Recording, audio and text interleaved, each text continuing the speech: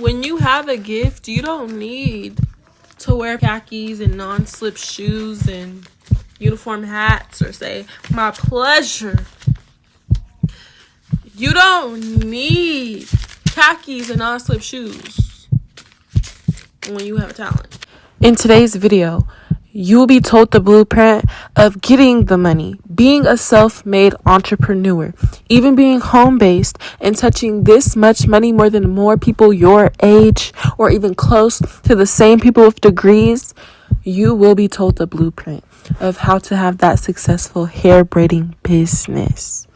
All of this money that you see me touching, I was in 10th, 11th, and 12th grade, touching way more money than I could ever get. More money in 3 months combined, working at a fast food restaurant. I made that in just a couple of days. If you want to know the blueprint, continue watching this video. I didn't really think about it. I just got it because I can. I honestly love my life. Money does not buy happiness. I'm going to tell y'all that now because I'm human just like y'all.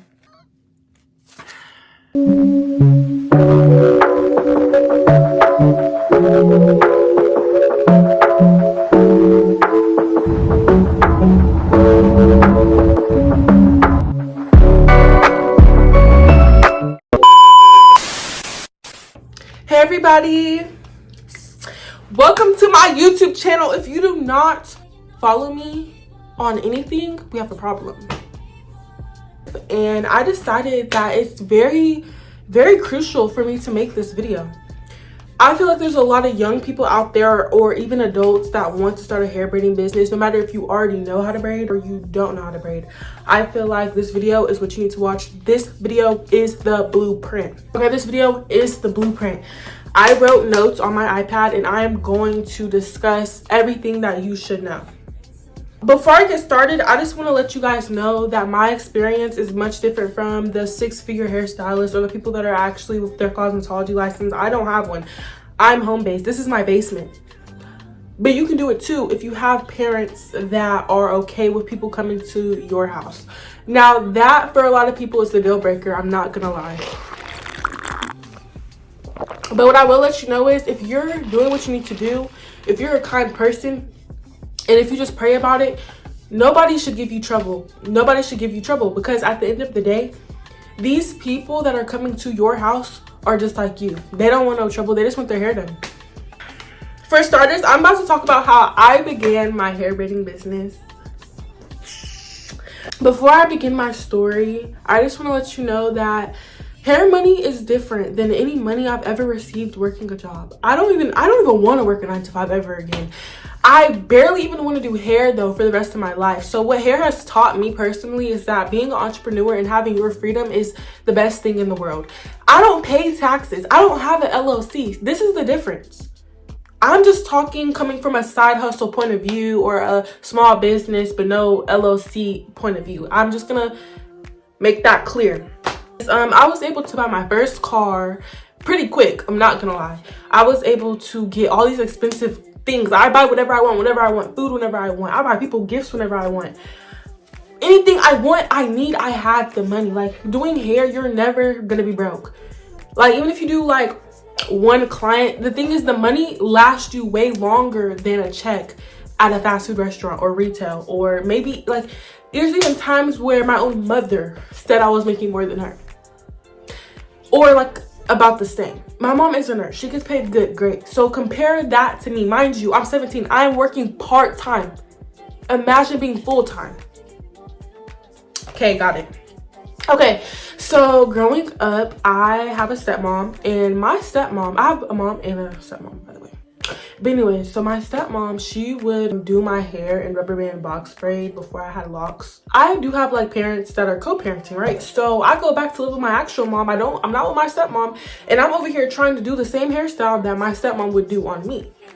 And I would fail. Don't expect you're just gonna magically have these magic hands. No, you're gonna be failing multiple times. That didn't work out for me. So I tried to do knotless. Knotless was a lot more easier for me. And I still to this day don't really know how to do box braids. I've done them 2 times, but I don't prefer doing box braids because that's not something that I feel like I'm goated at. I eventually got better at doing my hair thanks to this girl named Janice. Shout her out. Her work is amazing. So I was in 7th grade. 7th grade, and another 7th grader had a hair braiding business. These kids are out here doing it. She had a hair braiding business, and I was inspired. I'm like, I have that mindset that if somebody can do it, I can do it. As long as I apply myself and actually want to apply myself, I can do it. Boom. So I eventually got better. And then I was just doing my own hair. I'm not gonna lie. I didn't really care about accepting clients because I never really like knew that part of the world yet. I wasn't really exposed to that. I mean, obviously I knew Janice, like in my grade, she did hair, but like I never really pictured me doing it. I was just more impressed for her, but I never really thought that I could do it. Fast forward, I'm working these jobs. I'm working at Brahms. I worked at Taco Bell, and Taco Bell was 15 years old, and that's when my hair interest started to go up. Not just for my own hair, but for doing other people's hair. I'm gonna insert clips of what my work used to look like before I actually got better to how I am today. But yeah, so I wouldn't really get clients. I'm not gonna lie, I would be discouraged. I honestly wasn't advertising right, nor did I have the skill. Looking back, I understand why people did not want to book me. Like, who would seriously want to book that? But yeah, so it got to a point in 10th grade where I was looking on Instagram and my feed was just straight hair everywhere on my explore page. And I was still working at Taco Bell at the time. But yeah, I had the mindset that if somebody else can do it, I can do it. And also I'm like, I want to do this. Like, so eventually I would get little clients here and there, like family friends or just like friends from other friends and things like that. And the passion was there. The passion was there, and I would just get more excited, and I would just like love doing braids more and more every time I improved, or just every time I was just like complete with somebody's hair. One thing I am gonna let you know, starting off, you're gonna be really slow, and even when you're fast, it still takes time. So your goal is just get as fast as you can, because not only are you like benefiting your client, but you're benefiting your own personal life, or like you're benefiting the fact that you can do more clients in a day if you do get faster. You know that. But yeah, boom. So I was working at Taco Bell, and I'm gonna talk about how I grew my clientele after deciding I want to do this. If somebody else can do it, I can do it. So I'm gonna discuss how to grow clientele. Luckily for me, I had a drive-through position most of the time. So I was promoting to all the black people, not gonna lie, only the black people, or mixed, or dudes that were black or mixed.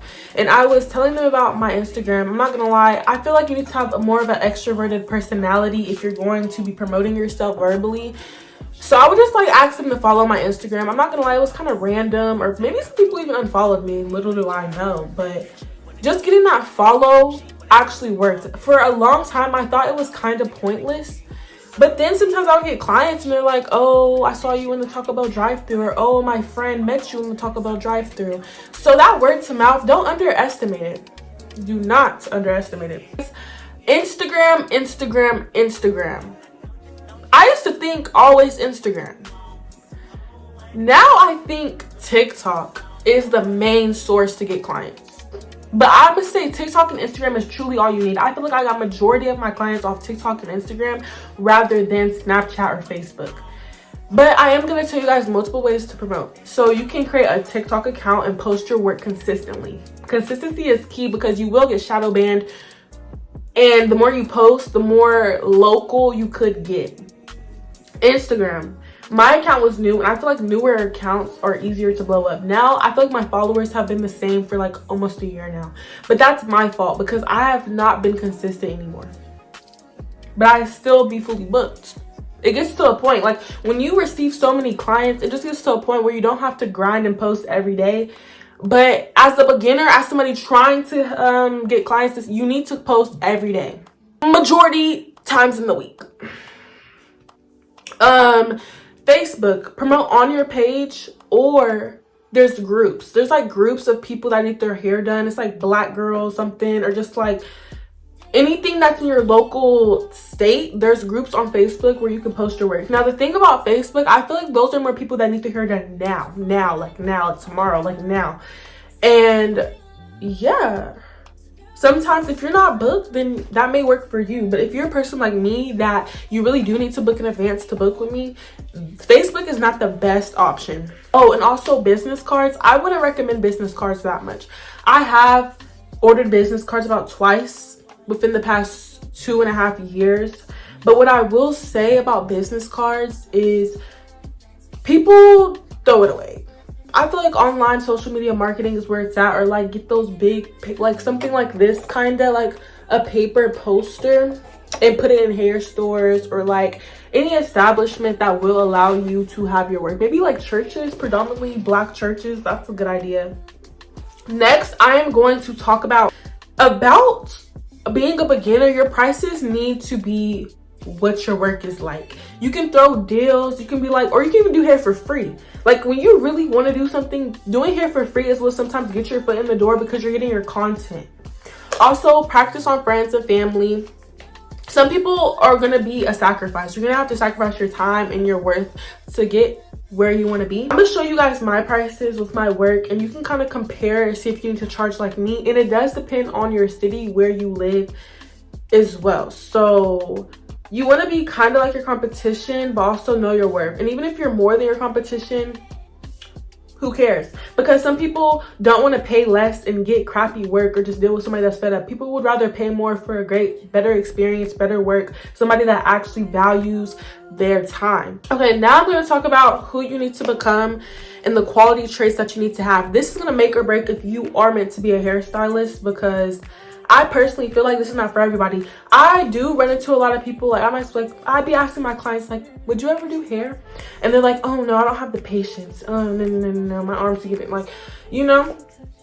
So yes, you need to have patience.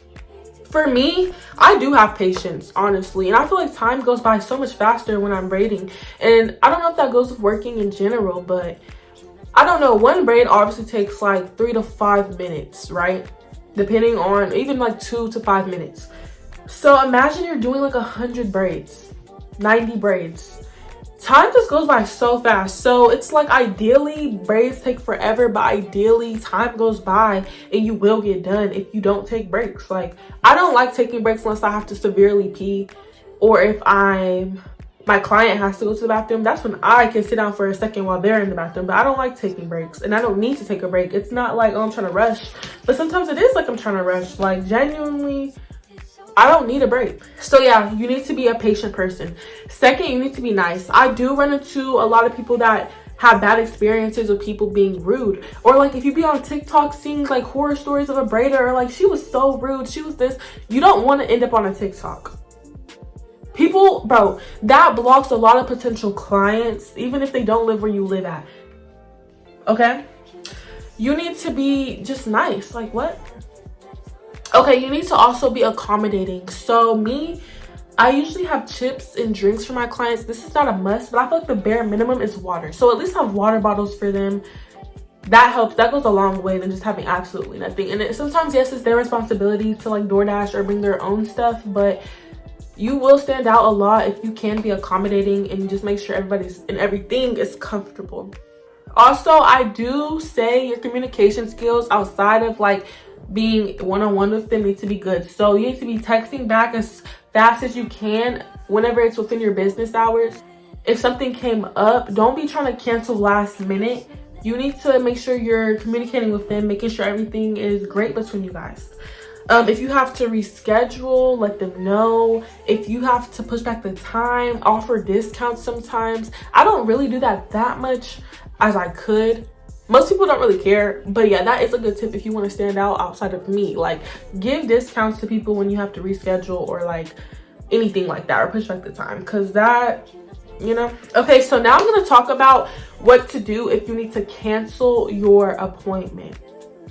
Me, I don't leave them high and dry. I know a couple great braiders in my area and I just cancel them. But before I cancel them, I make sure another braider is able to do their hair the same day, same time, and at the same or a lower price. So we're all happy. So I can do what I need to do if I have to cancel, and they can still get their hair done and they can still be happy. That's the thing that a lot of braiders do not do.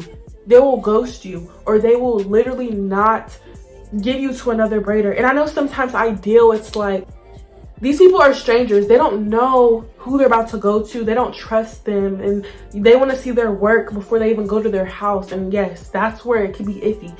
But 8 times out of 10, that's the best option for everybody to be happy. The other braider gets money. You get to cancel and do what you gotta do, and the client still gets their hair done. That's just me. Okay, now I'm gonna talk about deposits. I don't know if this is in order, but I feel like deposits are so important. I used to have a $15 deposit, but I upped it to $25. Deposits do really help people actually show up. And then on top of that, deposits give you better people. Like, I don't want to use the word ratchet or ghetto or criminal, but that does prevent those type of people coming in your house, in your space, things like that. So deposits, yes. Never be afraid to charge a deposit. If they don't pay the deposit, they're not getting an appointment, period. And I feel like the only times you should make exceptions for deposits are like if it's your family, or if people simply don't have like Cash App, Zelle, PayPal, anything like that. But each its own. Like, it depends on everybody's understanding level. But I just say no deposit, no appointment, unless like you're a reoccurring customer. Then I get it if you can't send a deposit right now. Just saying. So now I'm going to talk about the things that you need to start. Honestly, I started in my living room. I had like a desk chair, and they were sitting like in front of the TV, like this close to the TV. It was a big TV. Bro, their vision probably got bad. And yeah, so you need a chair, and you need like a little table. It doesn't have to be like a little like, it just needs to be like a coffee table, honestly, so you can put the gel on there. So you need gel, you need combs, and preferably clips and rubber bands, and a chair. And a braiding rack is beautiful. It doesn't have to be tall like this. I started off with a wooden one that laid on my coffee table, so I didn't have to bend and reach over a lot more. And that does go into speed as well, like how fast you can grab the hair. But yeah, I would say that you need those things. And also, ideally, if you were to be a little more upgraded, if you want to go in and start buying all the great things, this is what you need. You need an apron. You need a carpet broom, okay? If you're home-based, you most likely have a carpet. But if you have wood, you need a broom. You need a small or little bigger trash can. You need a salon chair. You need those little barber cushions for your feet to put underneath your salon chair. You need a tall braiding rack, preferably a grass wall is amazing, so your content is just focusing on what it needs to focus on. You need mousse, oil sheen, oil for the scalp, rubber bands, of course. You need a blow dryer. You need a skinny curling iron, or like flat iron, I'm sorry. And then obviously, most importantly, you do need cleaning supplies. After every client, you should disinfect, okay? Clorox wipes is fine, and disinfectant spray to spray the area. And then aprons. I don't know if I already mentioned aprons. And then a ring light. Sorry guys, this is a lot. And an extension cord would be amazing. Like, my room is a little dirty right now, so I don't really want to show you guys everything. Oh my gosh, I'm missing out so many things. I'm so sorry. You need curling rods. You need edge control brushes. You need multiple combs. You need a detangler brush. It's so much that you need. And you need scissors. Oh my gosh, sorry, that was so unorganized, but there's a lot of things. Also, a heater would be wonderful for the cold season. Like, there's a lot of things that go into it. And obviously a TV is so good, but that's only if you're trying to start at the higher mediocre level. Okay guys, now I'm going to talk about the reality and the misconceptions of being a braider. So one of the misconceptions is that we're rich. Let me tell you something. You can be a good braider, a great braider, making great money, but the way that you manage your money is going to determine if you're quote unquote rich or not. It's a lot of fast money, and I feel like a lot of people, including myself, don't know how to handle fast money the responsible way. But I guess it makes no difference from a direct deposit coming every 2 weeks if you still blow it. So I guess it just matters like how you manage your money. Another misconception that I feel like people have is if they have higher prices, they're not gonna get clients. And I don't think that's true. Like, I feel like a lot of people tell me that my prices are high sometimes. Not even a lot, but I do run into that like a few times sometimes. And honestly, there's nothing I can do or say because there's still people that pay the price. And there's also some people that tell me I should up my prices. Like, I just don't know. Like, there's always going to be somebody that's not satisfied with your price, but there's always somebody else in this life that is going to satisfy them with their prices. So you just have to like price what's meant for you and what's not.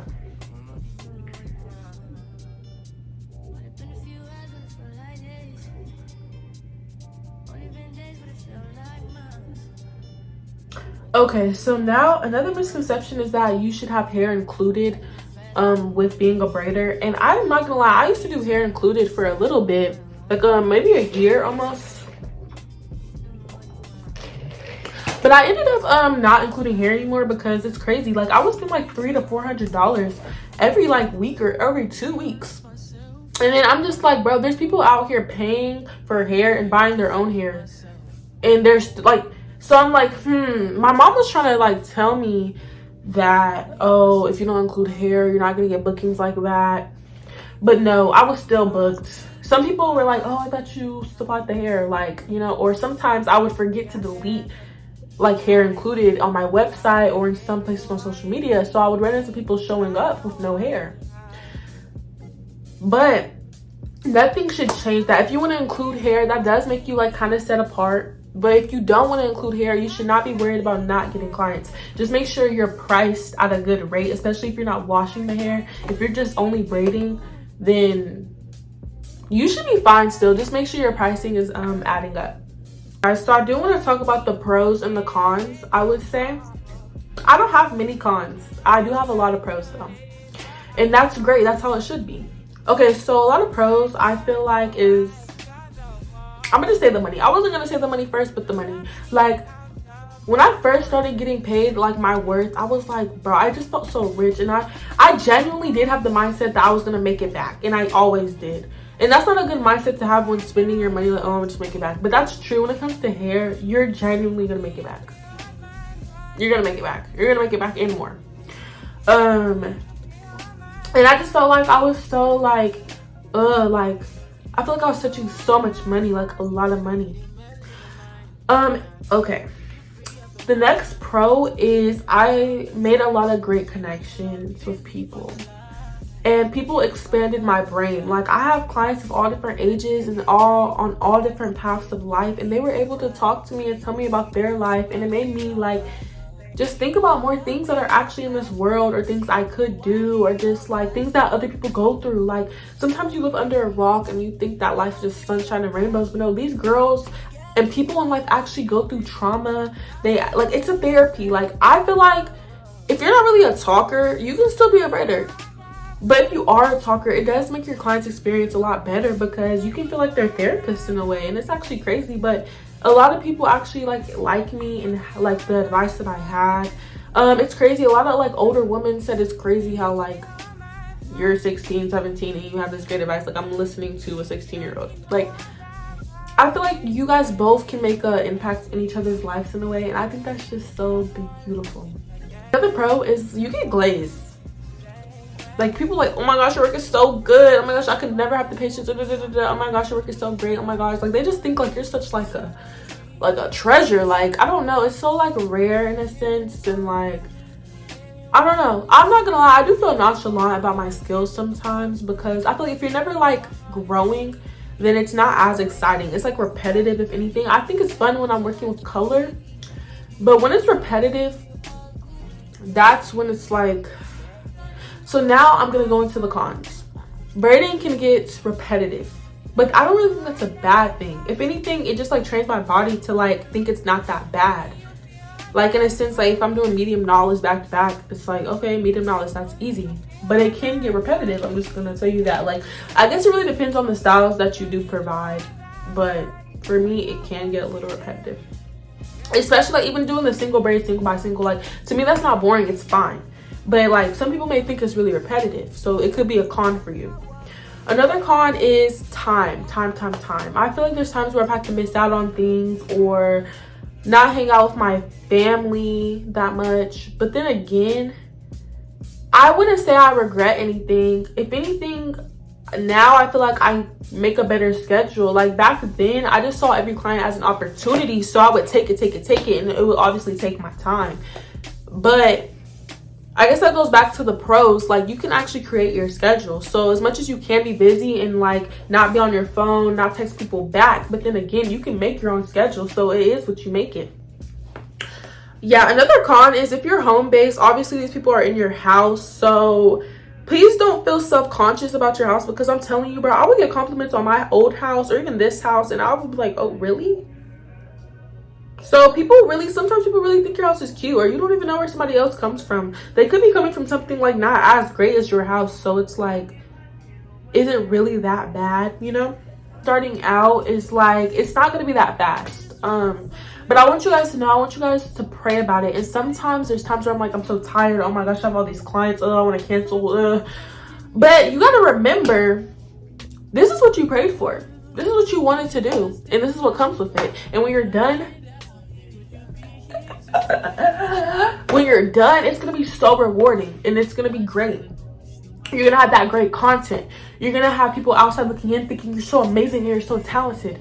So I hope you guys took away a lot of great things from this video, and maybe I'll make a video talking about how much I got paid as a high schooler part-time, because the numbers are great. The numbers are like close to 6 figures. I'm not let me stop lying, but it's definitely around $30,000 to $70,000 I've made throughout my hair braiding business. I think either in 1 year or 2 years. I'm kind of confused, but yeah. Okay, one more pro is whenever you're getting deposits, that's like extra free money that you're getting before even doing anything. You do have to be responsible. You have to be trustworthy to send that deposit back. If you are the problem, if something came up in your life and you can't do their hair, you need to make sure you have that deposit, because then you're gonna get canceled. Then they're gonna start trying to expose you for scamming. Like, we don't need that. We don't need that.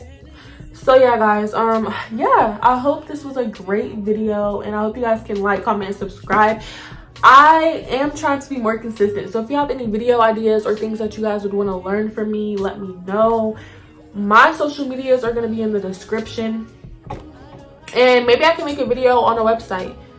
I did forget to mention also, a way to get more clients is a website, because I mean, some stuff is just self-explanatory, straightforward. Like, they can avoid texting you to see your availability or just to book. Like, if everything and all the information is there's really nothing to talk about. They'll just see you when they get to your house, when it's the day of, to be honest. So I feel like that saved me a lot of hassle, texting people back, putting stuff in my phone calendar app, or writing it down. When it's all in one app, all in one space, the deposit is getting sent without me doing anything or saying anything. So I hope you guys learn from the queen. Just a final thing is, I just want to let you guys know that hair is not something you should want to do forever. You should not want to be behind the chair forever.